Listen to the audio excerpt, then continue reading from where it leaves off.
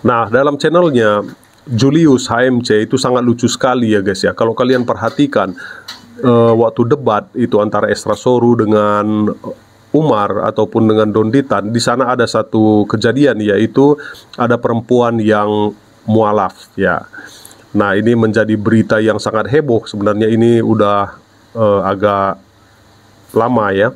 Nah, tetapi kita membahas di sini adalah bagaimana tanggapan Julius HMC terhadap hal ini. Nah, yang pertama kalau kalian perhatikan tanggalnya, nah dalam cuplikan video sebentar lagi yang saya mau tayangkan, Julius ini mengatakan bahwa si perempuan ini setelah mendengar debat dia itu menjadi mualaf seperti itu. Nah, terus dalam tanggal yang berbeda sesudah itu, mungkin ketika video tentang perempuan ini mualaf itu sudah mungkin tersebar ya, dan dia berkata lagi bahwa dia itu adalah temannya seperti itu, teman dari si Julius ini, dan dia sudah mualaf berapa bulan yang lalu, tahun yang lalu, nah seperti itu, dan dia mungkin seperti ini bla bla bla. Nah, pertanyaan saya begini, kalau memang dari awal itu adalah temannya dan dia tahu cerita tentang si ibu ini, nah kenapa di video itu dia berkata, wah setelah mendengar debat dia menjadi mualaf seperti itu?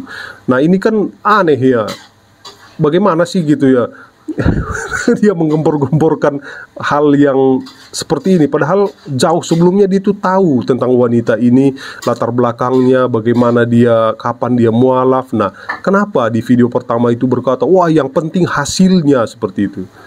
Nah, oke. Nah, seperti ini videonya. Nah, ini yang paling penting teman-teman. Dari hasil diskusi kemarin, fix ya, seorang wanita yang bernama Liana Rusdi itu memutuskan mualaf, teman-teman. Ya, Kak Liana Rusdi itu memutuskan untuk menjadi mualaf. Nah, ini yang paling penting. Endingnya, hasilnya kan gitu. Kita nggak perlu banyak bacot, yang paling penting hasilnya. Jadi ada seorang wanita, kemarin akhirnya memutuskan mualaf setelah mendengar diskusi itu. Makin mantap. Sebelumnya dia memang sudah kepikiran ingin mualaf, tapi setelah lihat diskusi itu makin mantap lagi. 2000 tahun kemudian. Liana Rusdi itu teman saya. Di sini saya katakan ya, Kak Liana Rusdi itu, dia sudah Islam tahun lalu. Sudah Islam tahun lalu, tetapi dia tidak menjalankan syariat Islam. Tidak menjalankan, bahkan masih makan ya B2 dan sebagainya. Sehingga dianggap bahwa syahadat sebelumnya itu batal. Jadi kalau dibilang itu spontanitas karena setelah menonton debat, ya tidak ya. Saya harus katakan itu tidak setelah nonton debat, enggak. Nah, saya mau katakan ya, buat kita semua yang ada di YouTube ini ataupun orang-orang yang melihat video ini, nah berkaitan dengan video ini ya, kita harus selalu berhati-hati dengan informasi yang beredar di media sosial, termasuk yang berkaitan dengan agama. Nah, berikut beberapa alasan mengapa kita perlu mengecek fakta sebelum mempercayai informasi di media sosial tentang agama.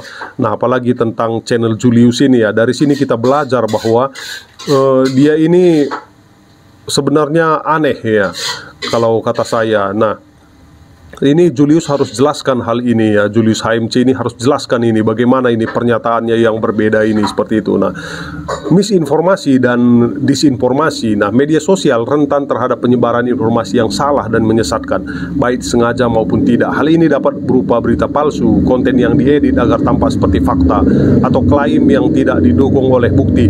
Nah, interpretasi yang berbeda, nah tiap-tiap orang memiliki interpretasi yang berbeda terhadap teks agama, dan interpretasi ini dapat bervariasi tergantung pada latar belakang budaya, pendidikan, dan pengalaman pribadi.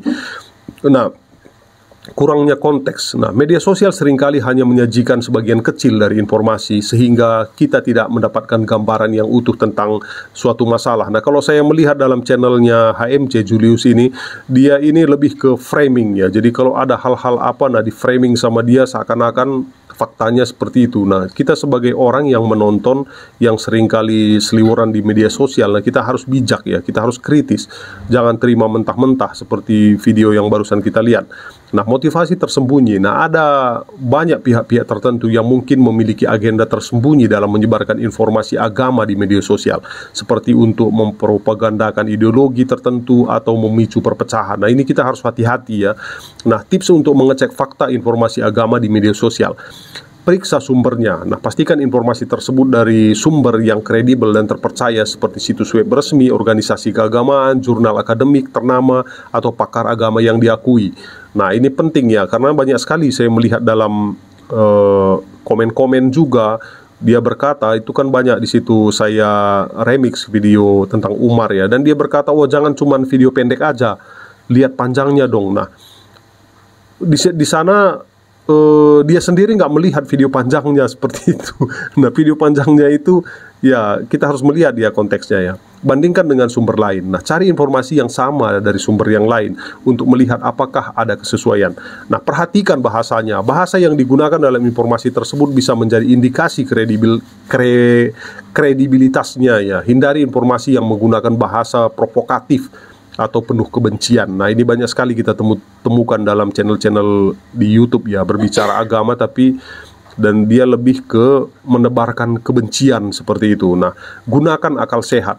Pikirkanlah secara kritis apakah informasi tersebut masuk akal dan sesuai dengan pengetahuan tentang agama. Nah, jika ragu, jangan bagikan. Nah, lebih baik tidak membagikan informasi yang belum Anda periksa sebenarnya daripada menyebarkan informasi.